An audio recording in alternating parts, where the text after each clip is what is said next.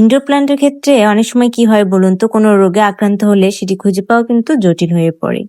আমার যেমন এই জিজি প্ল্যান্টটিতে সমস্যা দেখা দিয়েছে। এই গাছটি নেওয়ার প্রায় 1 বছর হয়ে গিয়েছে এবং আমি ঠিক এভাবে এনেছিলাম, কোনো রিপোর্ট করিনি।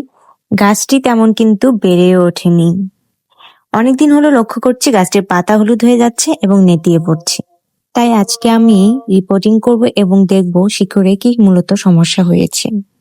আমি যেটি গেস করেছিলাম সেটি হয়েছে মূলত ওভার ওয়াটারিং এর কারণে শিকড় পচন ধরেছে। আর যেহেতু এর বাল্ব এসেছে, যেটাকে রাইজোম বলা হয়, এটি মূলত পানি ধরে রাখে।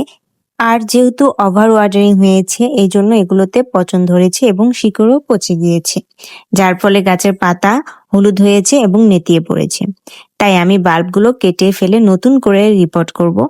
যেহেতু শিকড় এবং বাল্বগুলোতে পচন ধরেছে, তাই আমি একটু ফাঞ্জিসাইড ইউজ করলাম এবং নতুন করে মিডিয়াটি চেঞ্জ করে দিয়েছি। এবার একটু আমি সাবধানতার সাথে ওয়াটার ইউজ করব যেন এরকম সমস্যায় না পড়তে হয়, এবং দেখা যাক শেষ পর্যন্ত আমি আমার জিজি প্ল্যান্টটিকে আগের অবস্থায় ফিরিয়ে আনতে পারি কিনা।